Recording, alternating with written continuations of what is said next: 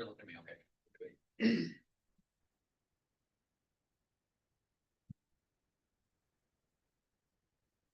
This meeting is called to order. Public hearing of the Bonner County Zoning Commission. Time is 5:30. Date is September 18th, 2025. The location is the first floor conference room in the Bonner County Administration Building on Highway 2, Sandpoint. This meeting is being recorded and streamed live via Zoom and YouTube. This episode is brought to you by chloroplasts. You can live without them, but not for long. If you like what you see here, please click the like button. If you don't want to miss future episodes, be sure to subscribe and ring that bell. Please silence your pagers, digital watch alarms, personal digital assistants, and other electronic devices.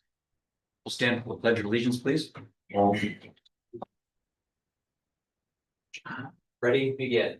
I pledge allegiance to the flag of the United States of America and to the republic for which it stands, one nation, under God, indivisible, with liberty and justice for all. You may be seated.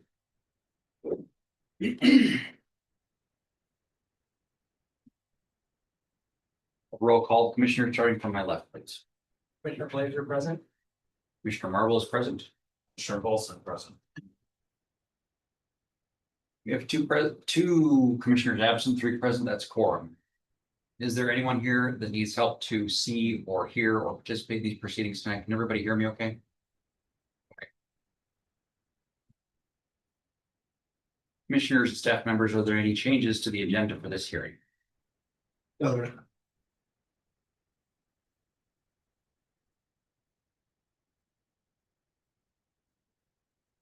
Minutes, yeah. So the minutes from our last meeting held August 21st were made available for the commission to review. Does any commissioner or staff member care to correct those minutes at this time? No. I have no corrections. Minutes are approved under the consent agenda. For those who may not be familiar with these public hearings, I'll introduce the process now. Gentlemen to my left and right and I are county zoning commissioners. We're volunteers. We serve on this commission because we live in Bonner County. We work here. We have family and friends here because we love Bonner County. Our job is to objectively review zoning and land use applications. We're not employees of the county. We're not politically elected and we're not paid for this service. We review these applications as best we can, support professionals in the Bonner County Planning Department and other county and state agencies. The Zoning Commission are a quasi-judicial body, meaning that we don't make the rules, we follow the rules. This is in contrast to the Planning Commission, which is a separate group of people who are quasi-legislative, meaning that they make many of the rules that we follow here. Staff are folks to my left, your right. Members of the county planning department.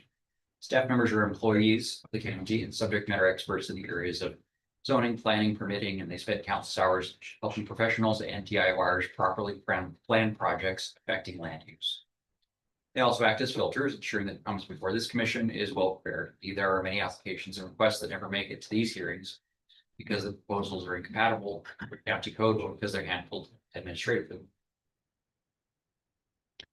The public are also present here tonight. The commission solicits public testimony that helps the commission to learn about facts relevant to these files. Facts that may not have been known to the applicant, their representative, or the planning department staff before them. We accept public testimony in written form before these hearings. We appreciate written testimony because it gives us more time to review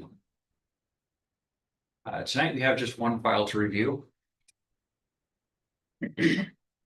That is an application for modification of a CUP subdivision and another modification.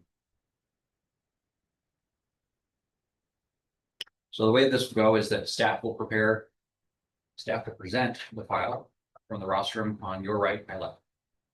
The applicant and or their representative presents an overview of the project again from the same rostrum.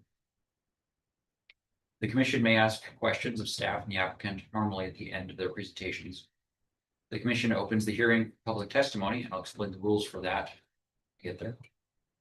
The applicant and staff have an opportunity to rebut new information presented in public testimony, and then the commission closes public testimony, deliberates, and usually votes. Okay, so the file that we're hearing tonight is identified as MOD 3-24. Modification of CUP 6-20, SS 6-20, and MOD 1-22. The applicant is requesting to modify approvals of conditional use permit CUP 6-20, subdivision file 6-20, and modification 1-22. The proposed modifications include 1. Enlargement of the upland open space and common area by 0.51 acres through the retention of the man-made islands. 2. Replacement of the 0.43 acre common recreational lot with a 0.46 acre single-family residential lot. 3. Reduction of the number of boat slips in the proposed marina to 88, down from 105. 4. Provision of public police slips in the proposed marina. 5. A timeline extension request to the summer of 2028 for final plat and CUP issuance. 6. Acknowledgement in the application of transfer of plus or minus 5.79 acres of abutting land, including the mouth of Trestle Creek, to the Kalispel tribe. And 7. Restoration of the north branch of Trestle Creek to restore its natural outflow to the lake. Does any commissioner have ex parte communication or conflict of interest to disclose regarding this file? No. No. Don't either. Jason, your turn. Thank you, Commissioner. We're here today to discuss file MOD 0003-24, Trestle Creek modification. This was just read. I won't reread it into the record. So on the screen there, we have the dates that the required noticing was accomplished on this file, as well as the site in question highlighted in blue. So the site's currently vacant, planned for mixed use. It's a combination of 2 platted lots and 1 unplatted parcel, totaling approximately 24.4 acres. It's zoned as recreation with a land use designation of both resort community and rural residential. Site has frontage on and is accessed via North Park Road, a private road, and State Highway 200, owned by Idaho Transportation Department. Portions of North Park Road are planned to be dedicated to the public. North Park Road will be privately maintained. Public water system is proposed for the site, as well as a community leach field for sewage. Application states that Avista provides power to the site and it's within San Mountain Fire District. So the site does contain mapped slopes, mapped wetlands, obviously a frontage on Lake Pond Array. The site is within a special flood hazard area AE with a small portion in zone X. Trestle Creek borders the southern portion of the site. Mapped soil type for the site is Bonner Silt Loam. It's classified as prime farmland, and portions of the site are mapped as critical habitat for bull trout. So the site itself, zone recreation, currently vacant, surrounded on all sides by resort community and rural residential zoning, or rural zoning, and then resort community and rural residential comp plan designations. It's just an aerial photo of the site. Then the zoning there on the left of the screen and the land use designation on the right of the screen. Most of the area is mapped as wetland, obviously because of the lake and the stream that border the site. Almost no slopes on the site. The site is mapped as Bonner Silt Loam soils, considered to be prime farmland. Almost the entire site is within an AE floodplain. This is the site plan for the current proposal for the site. It's a slight modification for the site plan that's already been approved. San Mountain Fire was the only agency that commented on this. We did receive a no comment from Kootenai Pond Array Sewer District. Public comments have been received on the application. These were added to the record and forwarded to the decision-making body for review.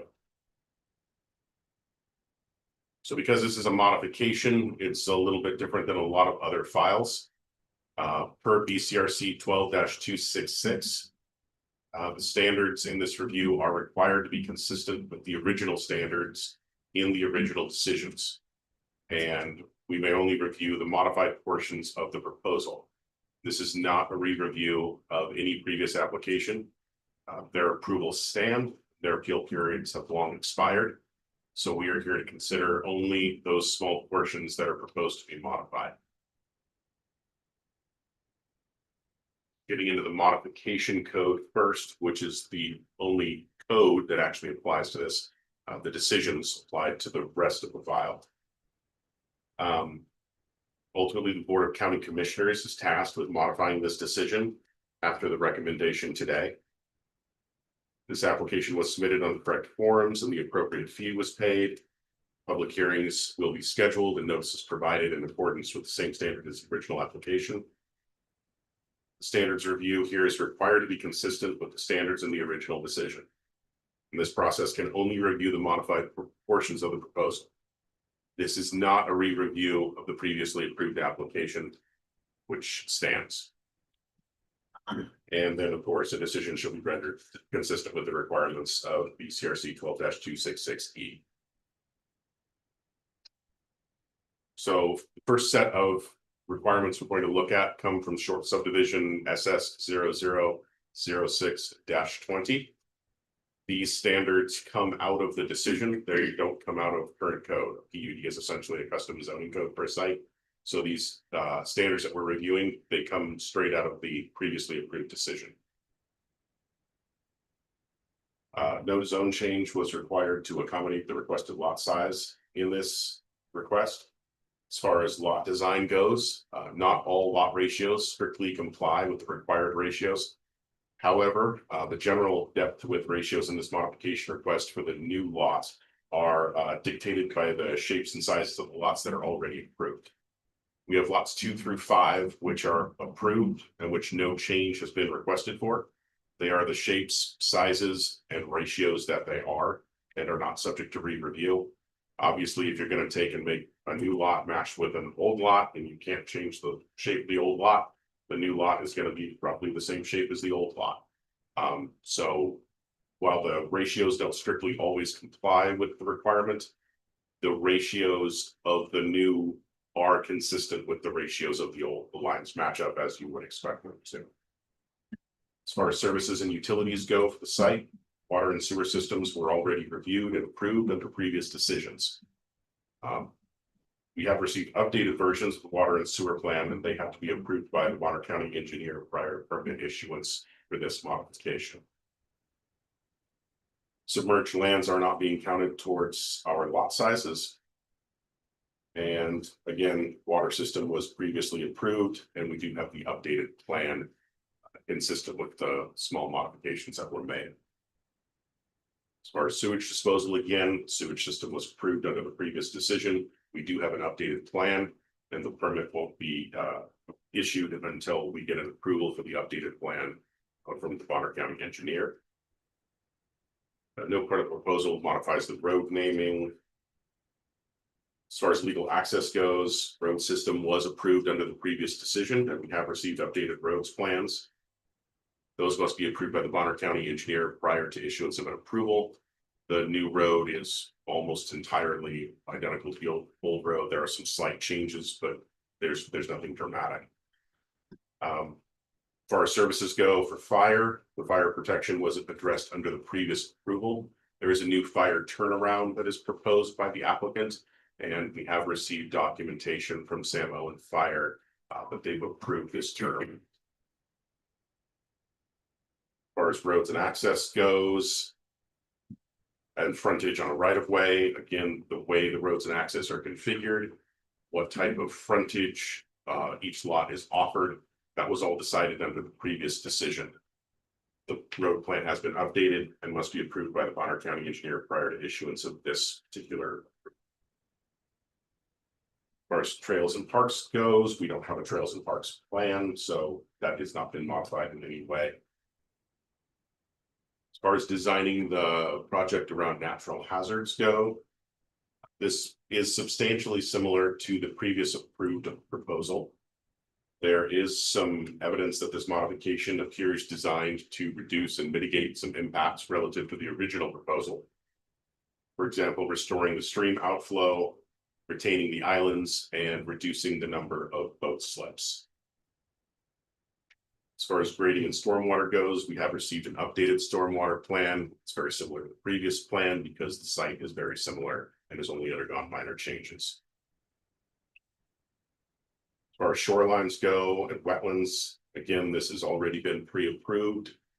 And anything that they want to do in the future will be subject to Bonner County Shoreline Code, Wetland Code, Floodplain Code, Wildlife Code. But other than that, there's not a whole lot of change other than it looks like they tried to mitigate a bit. Restoring the stream outflow, retaining the islands, reducing the boat slips, which will reduce overall traffic and load on the site. Again, with environmental features on wildlife, the same thing applies. Environmental features on waterfront property, the same thing applies. Restoring stream outflow, retaining the islands, reducing the number of boat slips. Hillsides, the same thing. There's almost no steep slopes on the site at all.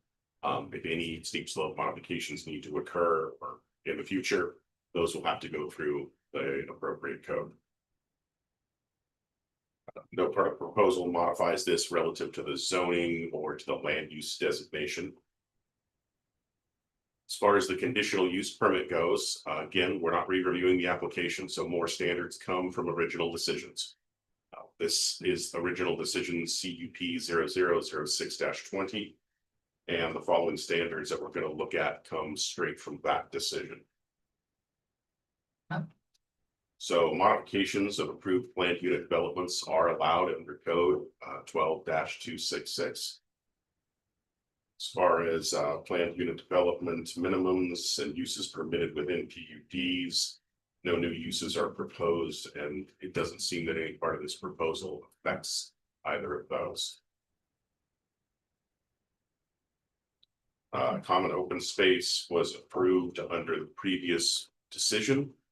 Despite that fact, the open space and common areas have still been enlarged by 0.51 acres in the applicant's proposal. As far as density goes, again, open space has been increased, and the proposed density for the site is less than the 1 unit per 1 acre currently allowed under code.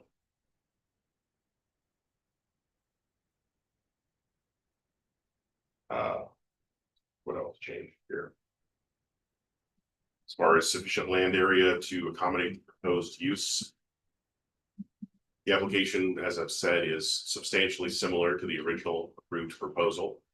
There have only been some minor changes to the layout of the site. Open space and common areas have been enlarged by 0.51 acres, and the proposed density is below the base density allowed in the zone. As far as any conditions with regard to the emissions of noise, light, glare, smoke, odor, dust, particulate matter, vibrations go, this application is substantially similar to the original approved proposal. No new uses are proposed here.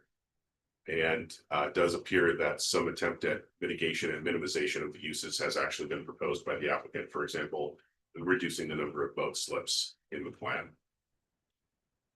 The traffic plan was already approved under the previous decision.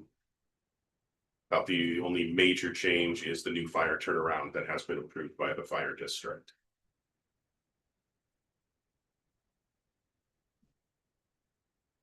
Again, the original decision reviewed noise, light, glare, odors, fumes, and vibrations a second time. So we're looking at that a second time here, consistent with the original decision. All the same mitigation measures previously mentioned apply. As previously mentioned, not all of the lots strictly comply with required ratios, but they are consistent with the ratios of their adjacent already approved lots. So they are of a size and shape that would be reasonable to expect considering the lots are adjacent to one another. Submerged lands have not been included in the calculations for determining maximum density for the proposed subdivision. As far as services and utilities go, as previously mentioned, water and sewer systems are already approved. We do have updated versions that have to be approved by the Bonner County engineer prior to permit issuance. Fire protection was already addressed under the previous approval. We do have an approval for the new fire turnaround. Road system was already approved. And we do have the updated roads plan that will have to be approved by the Bonner County engineer prior to the issuance of this decision.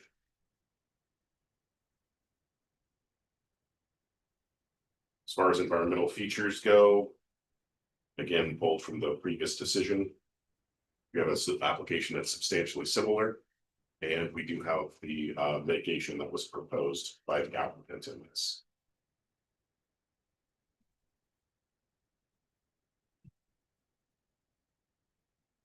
Any of staff that nothing in the proposal affects any of these standards from the original CUP decision. We don't have any new uses proposed, so we don't have to worry about unauthorized uses.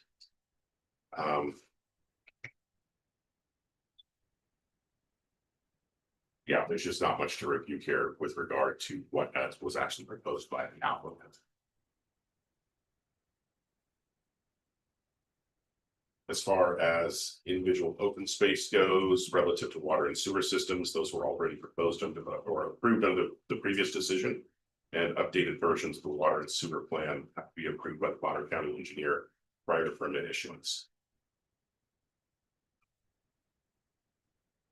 As far as preserving common open space goes, we actually have an expansion of open space. Other than that, it doesn't appear that this proposal really modifies the findings of the original decision.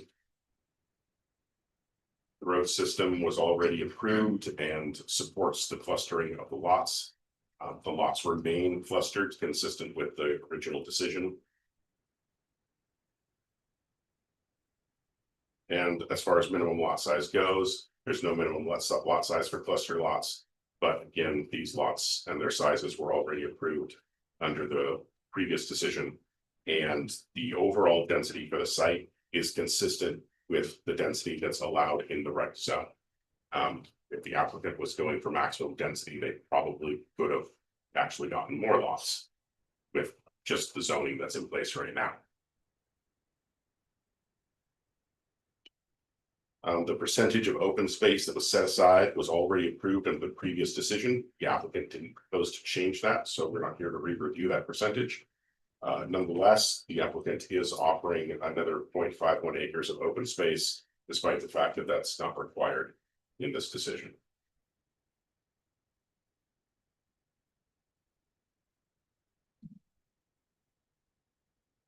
Again, the same things that I've said before regarding the density meets the base zoning.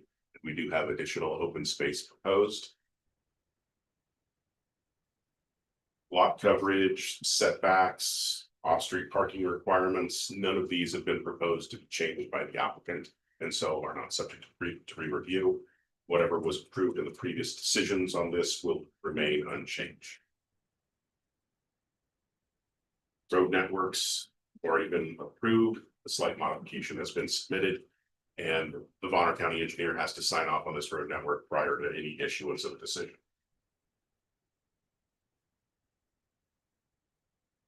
Next standards don't appear to be modified by this approval in any way. The applicant hasn't requested any extra impervious surfaces allowances or setbacks in wetlands beyond the original decision. The design of the proposal is largely the same.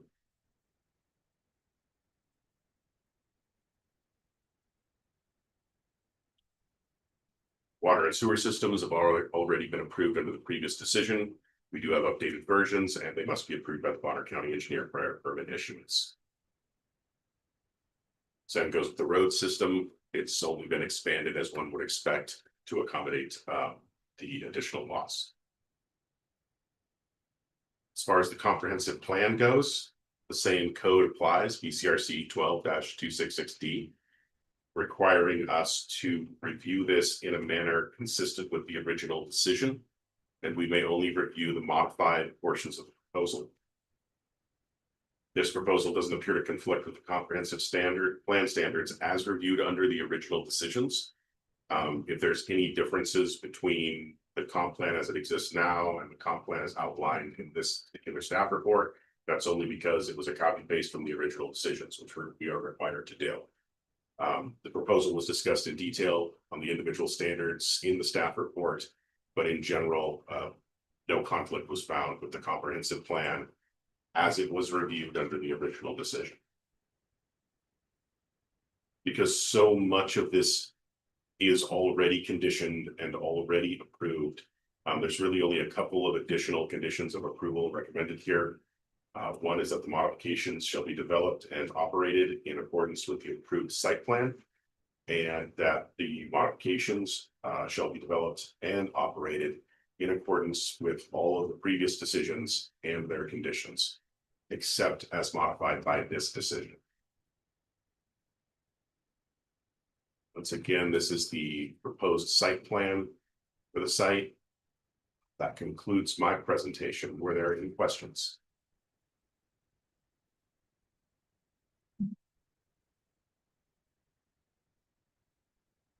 Jason, the staff report, there are several pages of standards review, which you've mostly recited here. And because this is a modification and we're isolating the scope of this review to one portion of this big project, can you point us to the standards of review that we need to consider as we deliberate and think about this file? Is it like just 12266? Is it everything? It is everything, because all of the original conditions and all of the original standards apply to this. So it's a question of, for example, if I said in my staff report, I don't think this applies, do you agree? Yeah. Okay. So it's everything as if that were code. A CUD is the best of that. The way I view it, a PUD is like a custom zone code. Yeah. Okay. Yeah. Okay. Any other questions for Jason? No, that was my question as well. Okay. What is the specific role of that? Thanks, Jason. The applicant or the representative present? Thank you. Yes.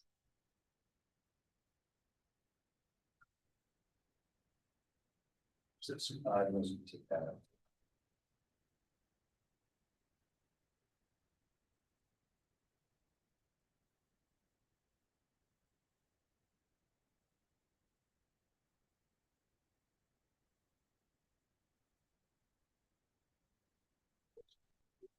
It's been green shed.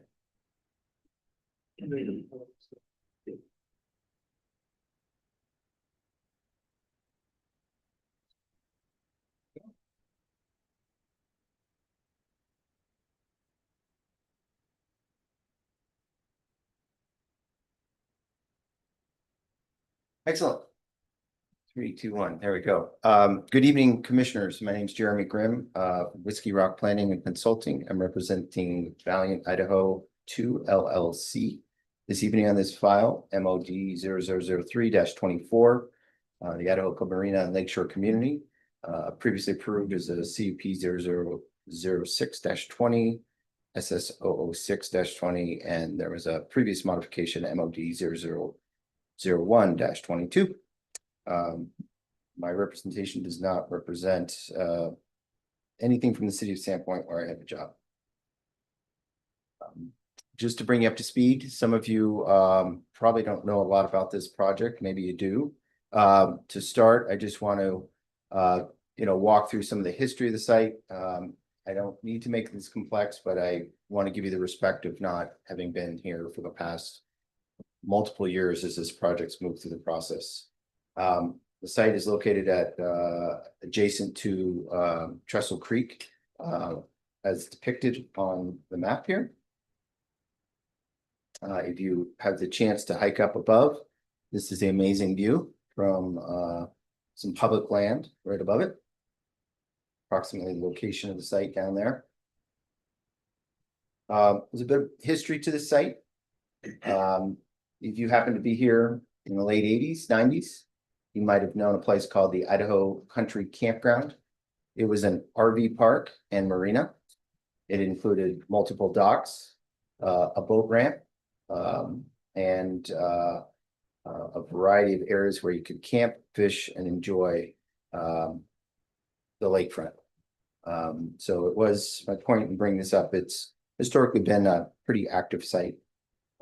Over 75 RVs were able to be accommodated there.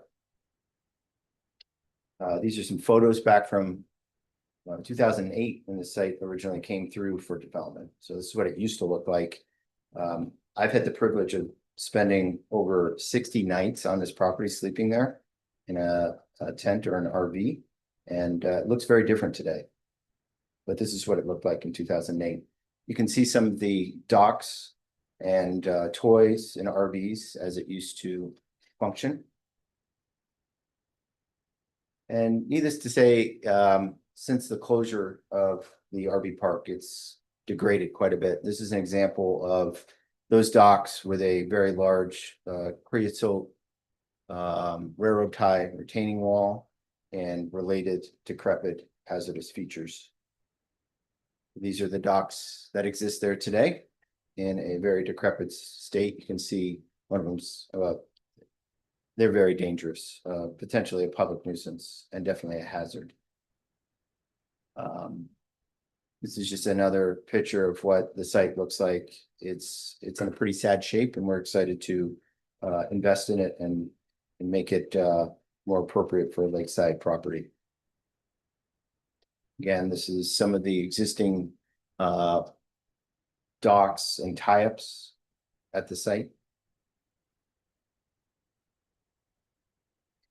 And this one just gives you a existing condition. This is what we're talking about here today. So if you happen to enjoy topographical maps, we've got a portion of the mainland. We've got some man-made islands here. You can see those docks I just showed you some pictures of here. I'm trying to do this with my cursor. Hopefully you can see it. Some docks here, some other docks. So that is the existing site condition. And you may hear, and I'll just point it out, not that it's really material. Here's the existing north branch of Trestle Creek. That was a man-made diversion that took Trestle Creek, which is to the south here, and it kind of channeled it through to this backwater that was created at some point in the past. So if you lived in Bonner County, maybe some of you remember this, but there was a first redevelopment of the site. This was an approved 96 unit condominium and townhome development on the site with a fairly significant marina, 105 slips. This all kind of blew up on or about the time that the original Idaho Club went into bankruptcy. Some things to denote here is here's Trestle Creek, and this property containing Trestle Creek and to the south has been donated or transferred to the Caswell tribe and will be protected in perpetuity. So then there was a second redevelopment effort by my client. I'll call this redevelopment number 2. This was in the early 2020s, kind of mirroring that original site.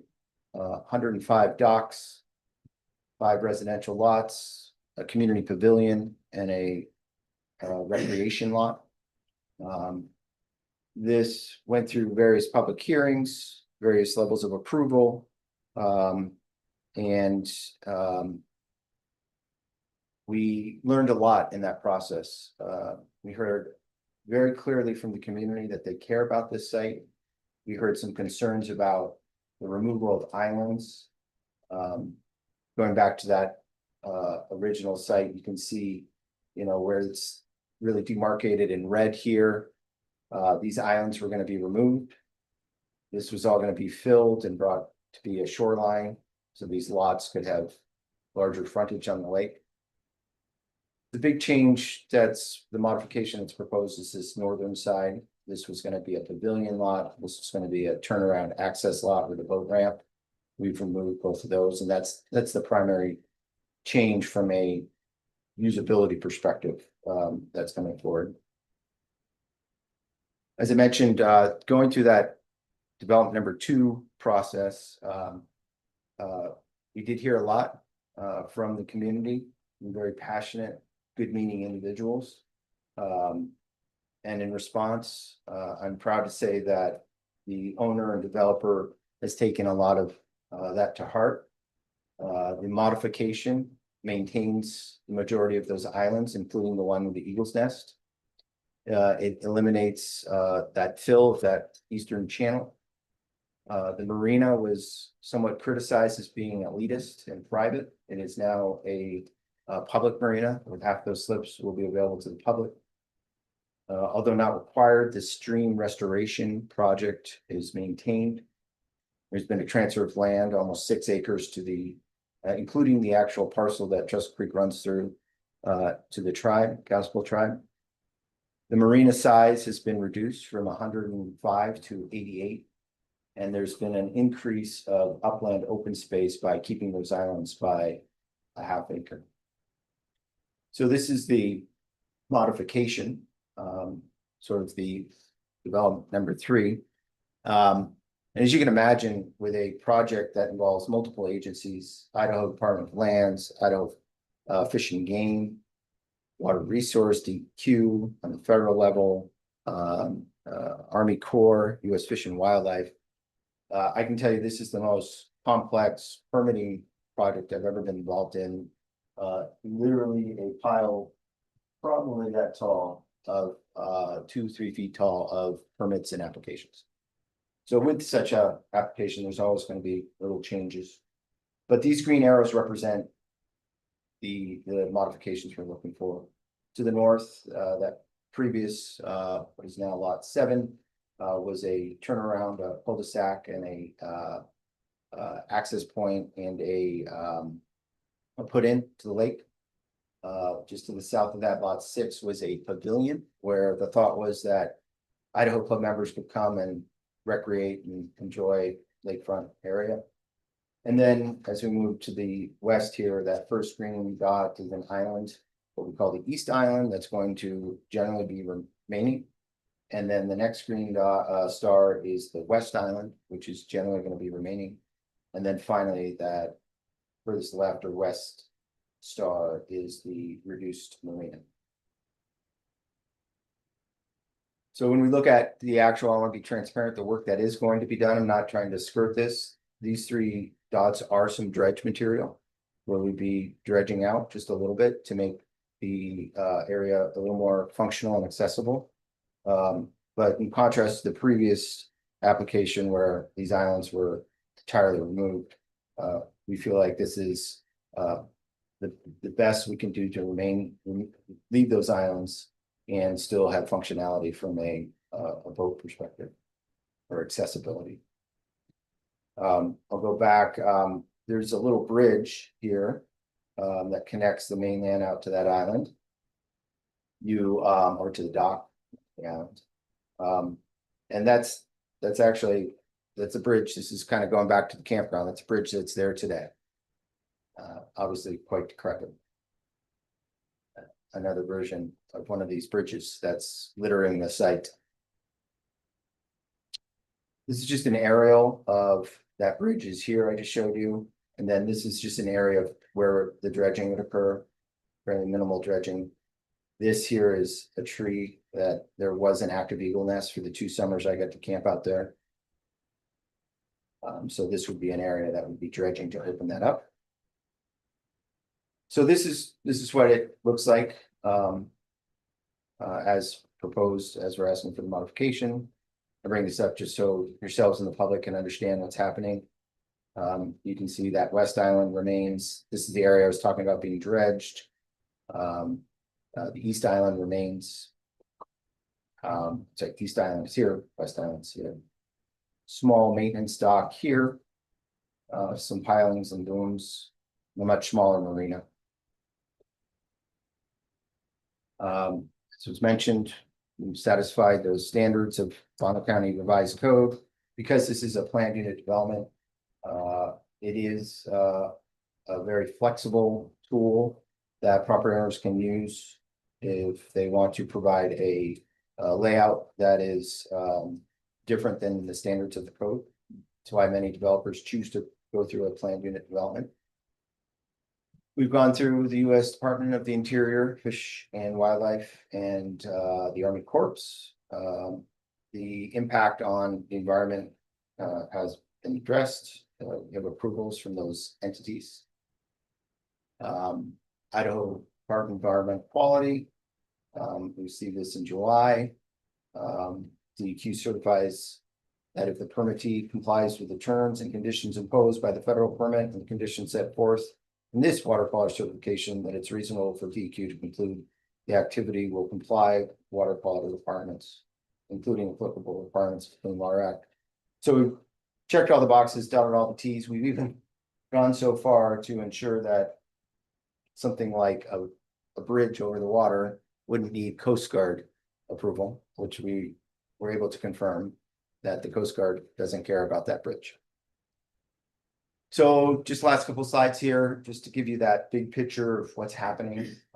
Sure, many of you are interested, but we've got the site. This green area is approximately the area that's been transferred to the Kalispel tribe. The red star is where that marina I just showed you would be located. There had been some concern about boats interfering with migratory fish in Trestle Creek. I bring this up just because there is a very significant gravel bar between where the marina is and where Trestle Creek flows out into the lake. This is quite a distance, so the typical boat traffic will be, in this vicinity. It's not like right in the mouth of Trestle Creek. As I mentioned, there's a stream restoration. Question for you, Gregor. Sure. The gravel bar is not part of the dredging. No, it's existing. Thank you. It's existing. So if you do drive a boat, just in this area, be forewarned. I've gone fishing all the way out here. I've walked all the way out. It's very shallow. As I mentioned, the creek restoration isn't a requirement of the project. The owner feels that this is a really good investment in our environment in the area. Hired one of the best creek restoration design firms in the country that will take Trestle Creek, the North Branch, which was somehow diverted back in the day, and it'll bring it back into the main channel. So right now it kind of loops around and it goes out. This will bring it back to the main channel. It'll include very beneficial fish features into the creek. This is that North Branch of Trestle Creek that was diverted back in the day. So somebody basically just dug a trench from the creek and sent it over this way into a culvert. It dumps into that old basin. And I'm a fisherman, generally catch and release. So what happens in the spring when the fry come down, they enter this kind of backwater. And having the privilege to spend 2 summers out there, take a lot of photos, and these are the bass in that area. So those little fry are coming down and often end up being devoured by predatory fish. So I sincerely and genuinely believe that this restoration project is a significant benefit to the bull trout, and I'm not a biologist or an expert. I'm just intuitive and see what happens out there. So that restoration will bring that diversion back to this main channel, which will send the migratory juvenile fish out to the lake in deeper, cooler water with higher oxygen levels, with fewer predatory fish awaiting them. It's just from the lakeside looking back towards the project. It's not super material. I just want you to understand that Trestle Creek is to the east here on land now owned by the tribe. The project and the docks are on the other side of this peninsula. So they're not, this isn't a development in or on Trestle Creek. So takeaways, this is currently approved, previously approved. We're just looking for some slight modifications that we feel improve the project. Those include increasing the open space by retaining the islands, removing the community pavilion and access lot for the boat put in, and converting those to just 2 residential lots, reducing the size of the marina from 105 to 88, making that marina public so it's not elitist or exclusive. This has been through extensive reviews, multiple agencies, an unbelievably high level of permitting. I think you would believe that it's understandable that there are some minor changes as something goes through this process. We support the private road access. We're agreeable to that and think that's the best approach. There have been some previous approvals of greater intensity and no doubt, given enough creativity and time and money, a creative planner or architect could probably put a lot more units on this property. It's currently unsightly, it's potentially a public hazard, and it's really time to restore and improve this property. And finally, there's been historical high-intensity use of the property when it was an RV park with 75 summertime visitors there per night. So with that, I would answer any questions. I'm sure the public has lots to say. And I will rebut if necessary if you don't have any questions. Any questions for the applicant representative this time? Think so. Thank you very much. Okay,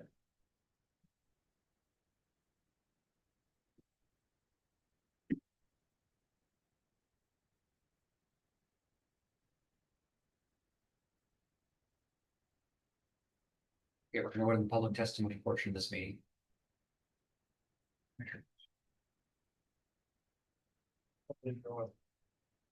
Excuse me? No, sorry.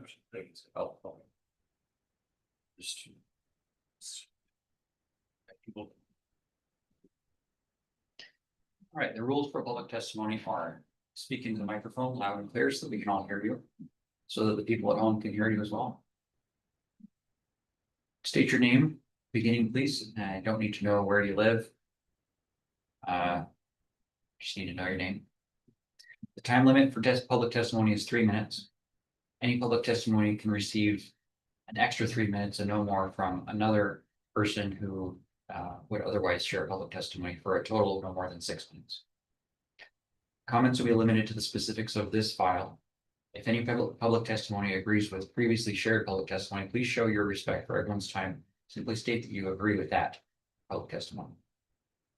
Personal or derogatory comments about another person or their position are not allowed. Clapping, cheering, or booing are not allowed. And please remember that this hearing is being shared live via the internet and is being recorded for public viewing later as well. Okay, the chair opens the hearing public testimony. We did receive 2 public comments, written comments before this hearing and had plenty of time to review those. Does anyone care to share public testimony at this time? On up to the microphone.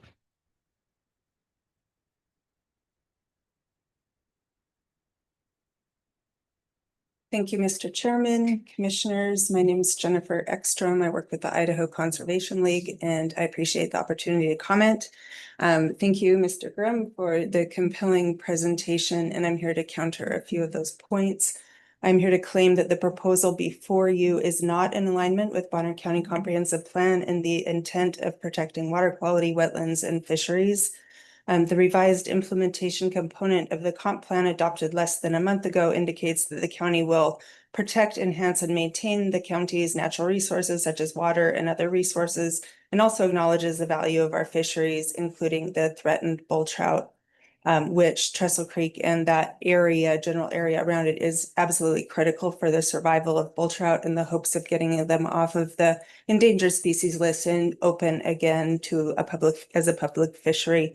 The modification request before you today relies heavily on the assertion that the project includes beneficial restoration work with the rerouting of the north branch of Trestle Creek. And the applicant also relied heavily on this same assertion in the mitigation plan that they submitted to the Army Corps of Engineers and in their application to the Idaho Department of Water Resources. So the Army Corps of Engineers responded that the mitigation plan is significantly lacking in completeness and detail and asked for numerous changes to be made to that. And so while I am awaiting the results of the most recent records request to see how all those changes that the Army Corps is requiring have been made, I did hear Mr. Grimm say today that he had received all approvals from the Army Corps of Engineers. So I just think that there's room for some due diligence on that to assure that all those T's are dotted and the I's are crossed. And so in response to the Idaho Department of Water Resources application that was filed, Idaho Department of Fish and Game questioned whether the North Branch reroute is actually beneficial, or is it simply necessary to counter the adverse impacts that would occur if it was not moved? Another consideration that I request you make. Therefore, it is inappropriate to assume that the claims of benefits for fisheries are valid for this application. Rather, there are still significant concerns about negative impacts to bull trout and other fisheries from the building and the operations of the marina. And so one thing I want to point out about that 401 water quality certification from the Idaho Department of Environmental Quality is that they are only considering the building of the facility and not the operations of the facility. That is counter to federal law under the Clean Water Act, but there is a directive in the state of Idaho that the Idaho DEQ is required to disregard that federal law when they make their water quality certifications. So I thought that was important for you to know. I'll also point out this modification request increases the number of lots and houses and increases the density of dwelling units. The applicant's request to turn a recreational lot into 2 residential lots would increase rather than decrease impacts, as was stated in the modification request. I was also surprised to learn today that the Panhandle Health District had approved the sewer accommodations for not only the 7 houses, but the boat pump out station and a public restroom, which is necessary for the people who will be visiting those 88 boat slips, half of which are open to the public. The pavilion was mentioned has been removed from the plan, and my understanding was that pavilion area was where the public restroom was going to be, and so I'm not sure where a public restroom would be applied in this current proposal. But Bonner County Code 12-623C does state that adequate sewage disposal methods for all building sites as approved by the Panhandle Health District and or the state of Idaho shall be provided. Since there are more houses, it seems like this warrants a new approval from the Panhandle Health District if it was in fact approved for the last application. And I just conclude by saying that Mr. Grimm did make a compelling case that that area is deserving of some restoration, and I just will assert that restoration could happen without this very intensive project being built that'll cause ongoing and lasting impacts. Thank you. Okay, thank you, Ms. Extra.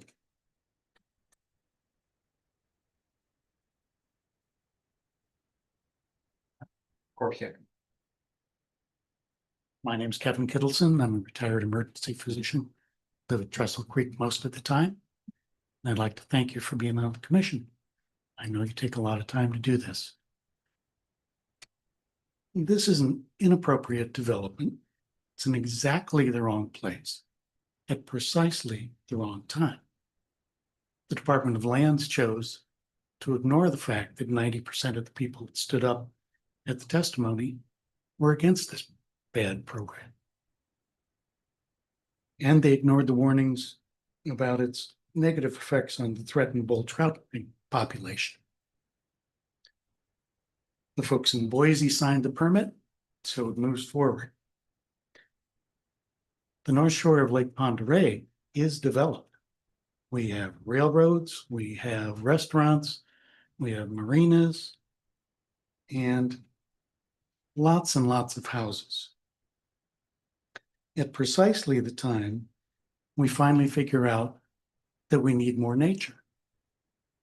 This is a tiny little toehold that nature has started to reestablish itself in, and it's a very special place.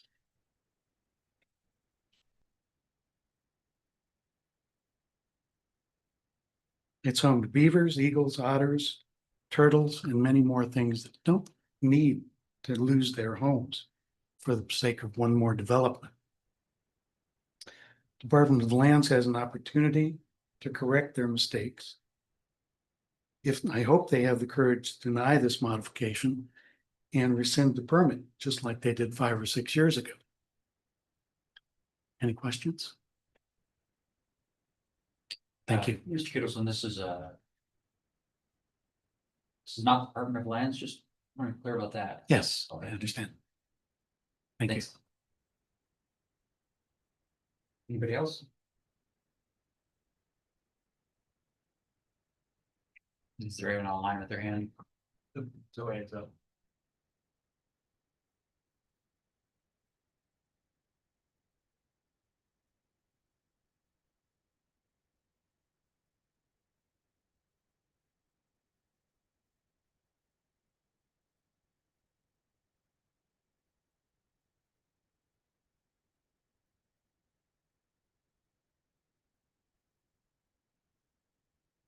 Chair closes the hearing to public testimony.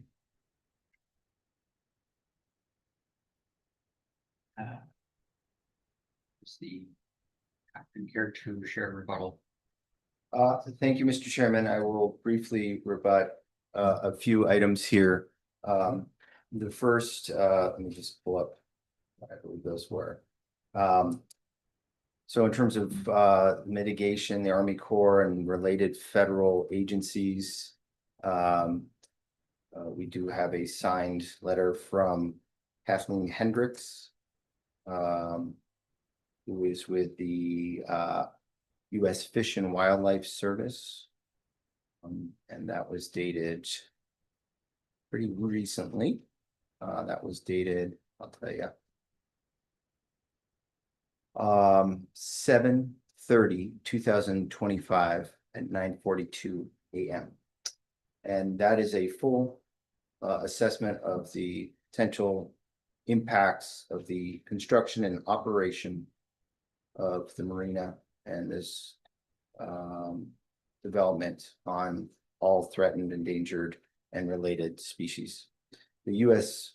Department of the Interior Fish and Wildlife Service is the national authority on these issues.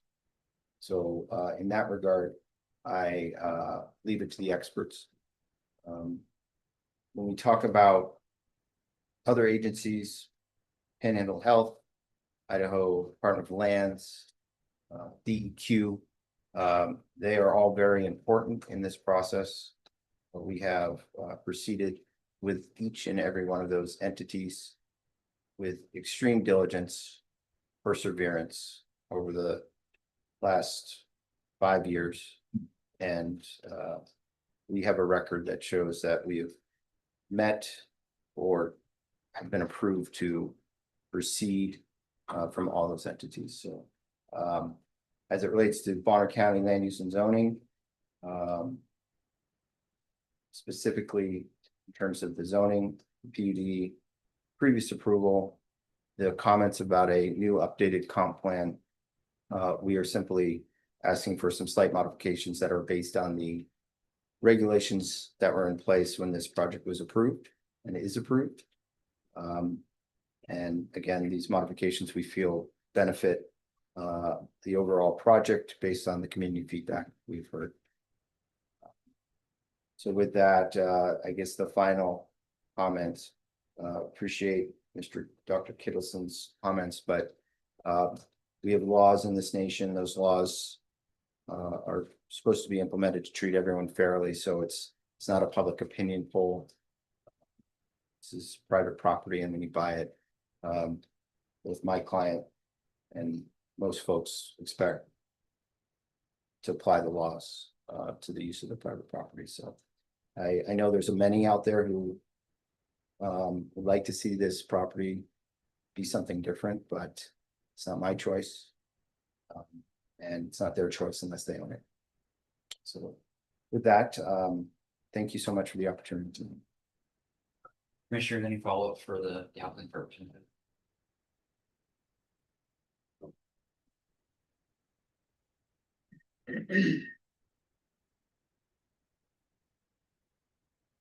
All right, Commissioner, you now deliberate file.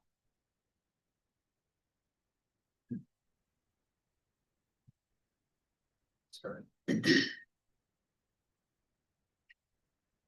From a really gut and pragmatic perspective.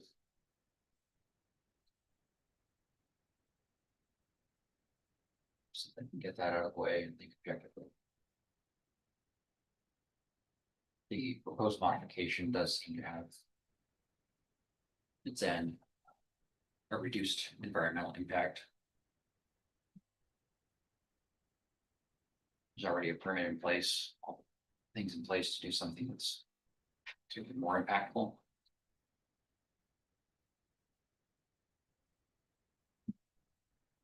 Any comments on that before we go to more specific standard review? It's like to pay special attention to the public comments, Yeah. especially those ones that were made in person tonight and the ones that were posted online. And I didn't see a lot of Split opinion. Just want to make note of that. Also, it's not a re-review. Specifically looking at just the items and proposed for modification. Treasurer, can you speak into the mic? Sure. Oh, thank you. So it's not a review, it's just paying specific attention to the modification of terms that have been modified. I think it's important to note. To your point, Commissioner, on the environmental impact. They're gaining 2 residential lots, but they're. And I don't know, just my personal opinion, that would have as big of an impact as the lack or the loss of boat slips. I think the boats moving through that area would have a bigger impact. I think the developer is reducing those numbers at a greater percentage than they're gaining. Just 2 lots. I didn't see on the dredging plan that was a big impact. I didn't hear any testimony or reading testimony around that. But there's a concern there.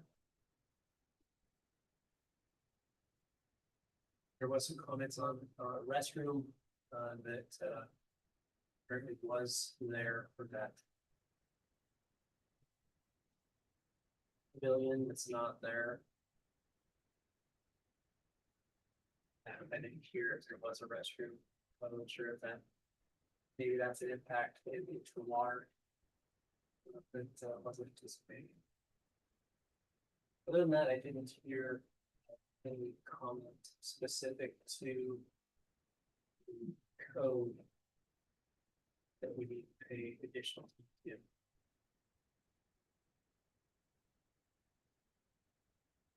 I found there's a 12 by 12 portable toilet enclosure on the Site plan. the southwest corner of the marina parking area.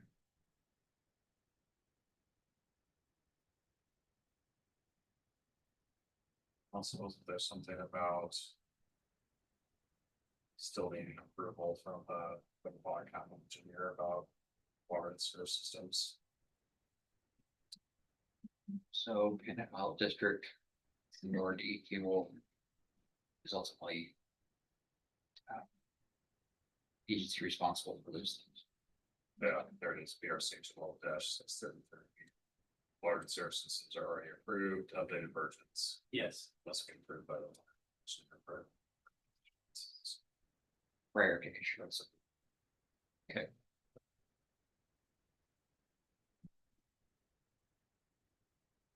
Should we move to standard review then? Yes, I think so. Commissioner Paulson. Sounds good.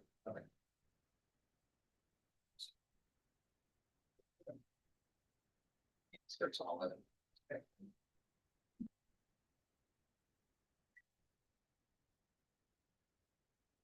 So BCRC 12266 is the process that through tonight modifying conditional use permit.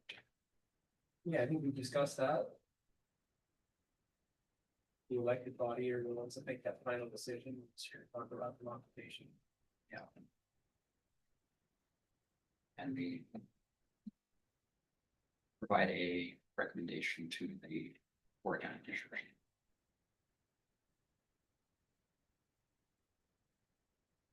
So I would adopt the findings standard review for BCRC 12266. I would agree. Great. Next block of standards are regarding the subdivision code.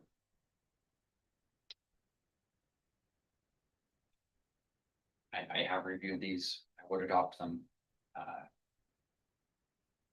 Commissioners, I'll let you decide when you're ready to make a comment on that.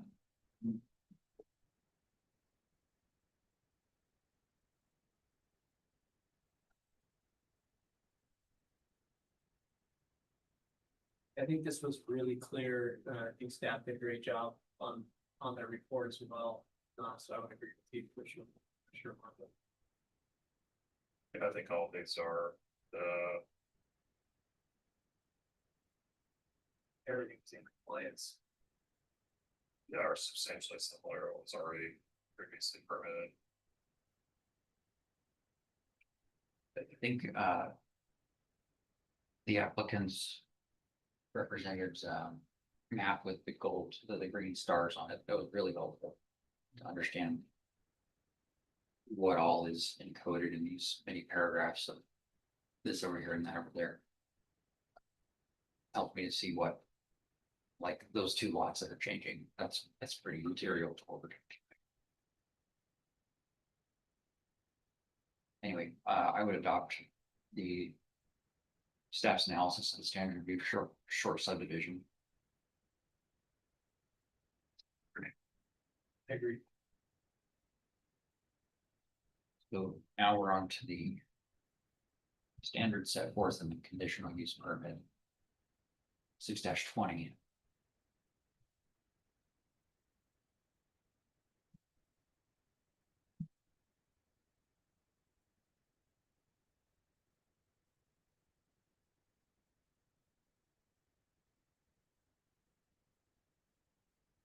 Again, scoping this is very important to this review. Many of these components are analyzed by staff as being immaterial, or they're not being touched by this modification, so they don't need to be considered.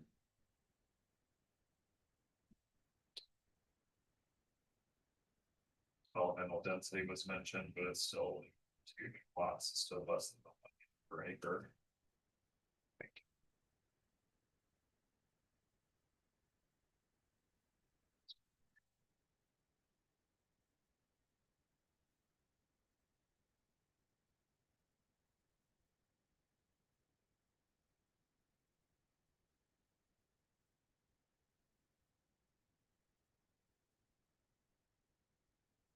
Space increased.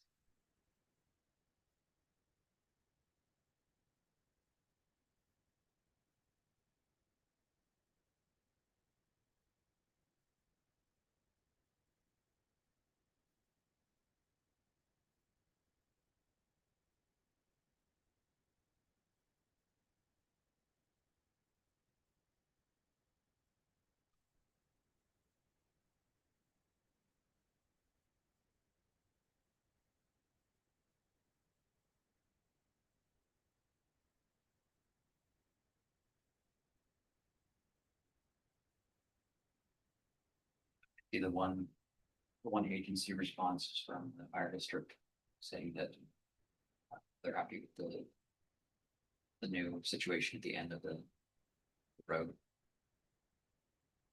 Yeah, a turnaround suit for fire engine.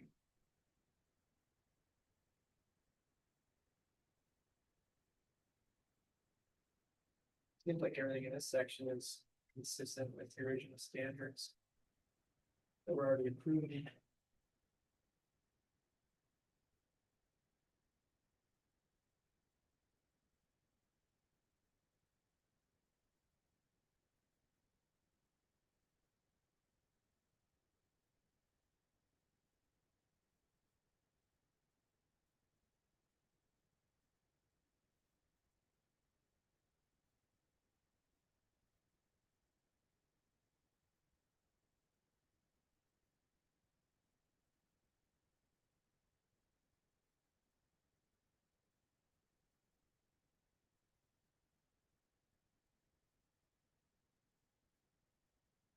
So I would adopt the analysis.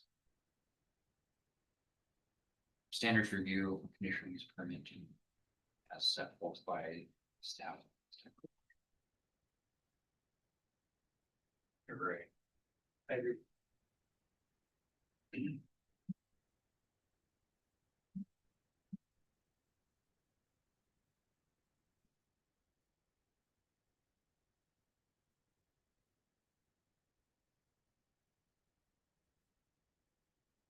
Yeah.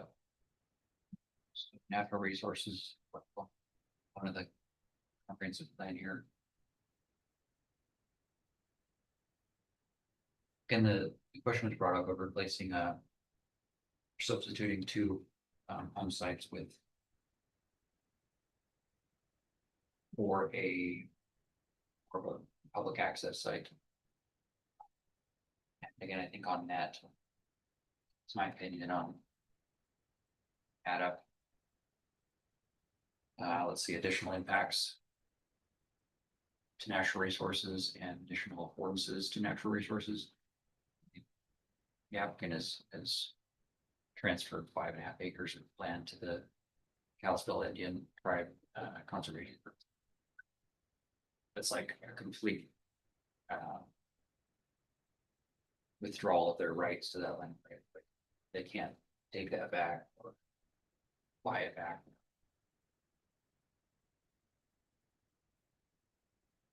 So, in my view, that important component of the comprehensive plan natural resources is satisfied by the modification.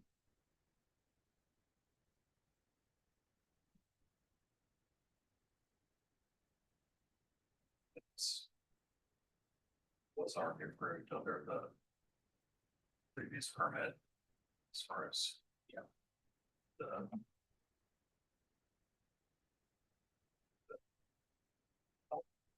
to that experience, so. Yeah. Well, yeah, the transfer is not part of the set. Also, I think they're trying to show some goodwill. Yeah, I was trying to understand the reasoning there. It's not common, I think, for a developer to use. Especially bow slips, that's I would assume a high revenue opportunity. I understand the 1 lot, there's 2 lots to sell now. But that 5.5 acres, potential.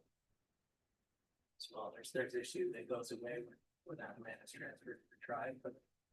That was interesting and intriguing to me. Developer's perspective, they're reducing their impact. I'm sure that there weren't many development opportunities on that parcel that was given out. I still think it was, good of the developer to just give it up rather than hang on to it and try to put paths in. Right. Leave people around sundering in the future. But Yeah, it's fair to know.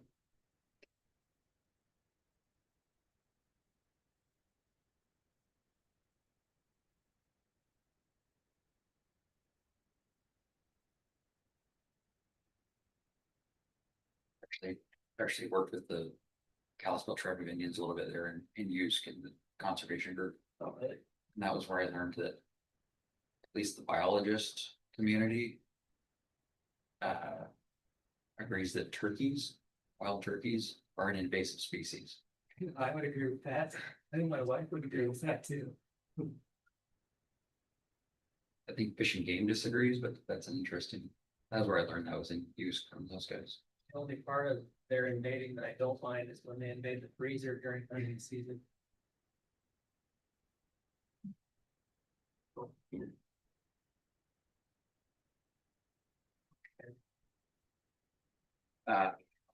Forensic claim section is, 12-266. yeah, so they're like, It's 23.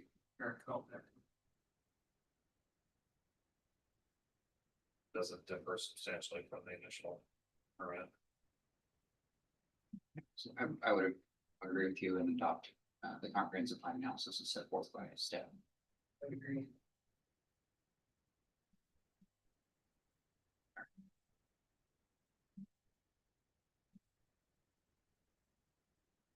Conditions of approval are pretty boring. I can't think of anything to add to those conditions of approval because the existing conditions. The existing conditional use permit modification are certainly sufficient. This modification is relatively small relative to the scope of those conditions. Any commissioner care to make a motion? Or to discuss the file?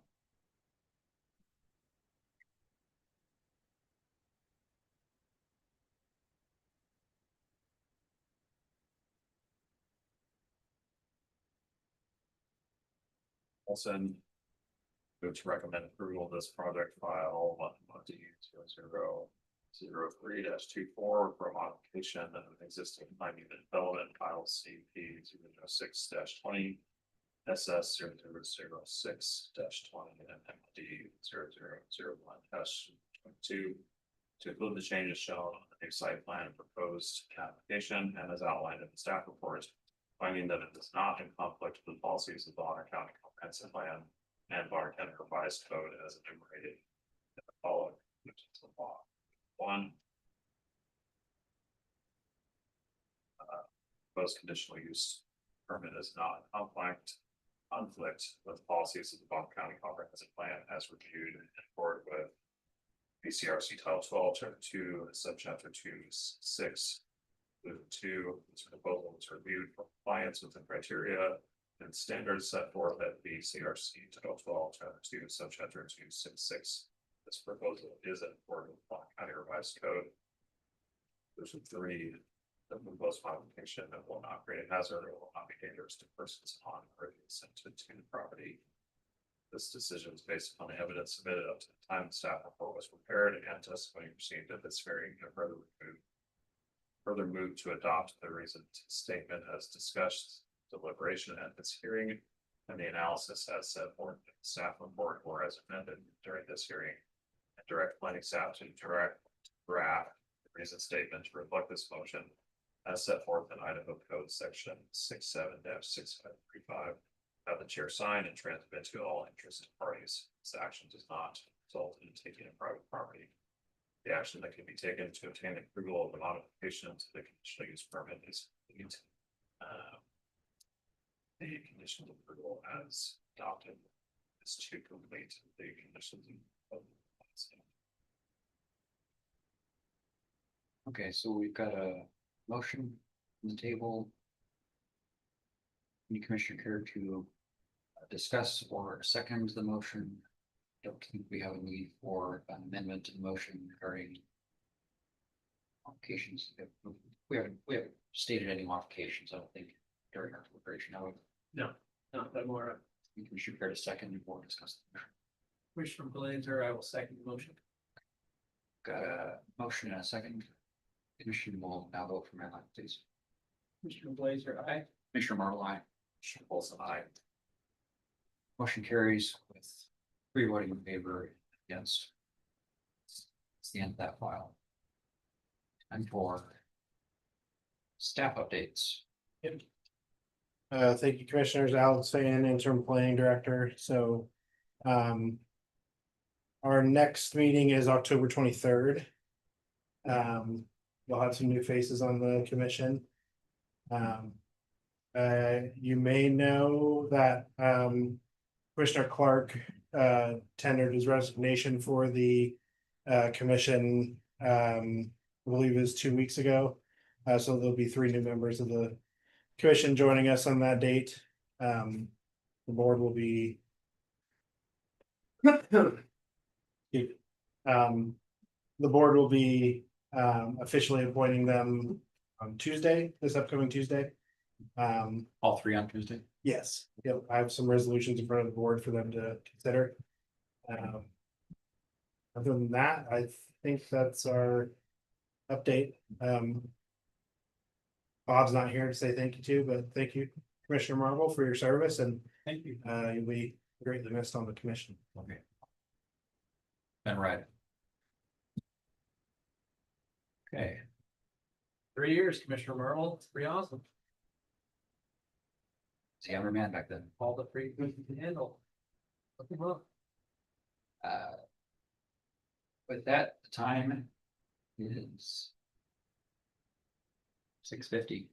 Was the past one. Time is 6:50 and we're adjourned until October 23rd, 2025. For never.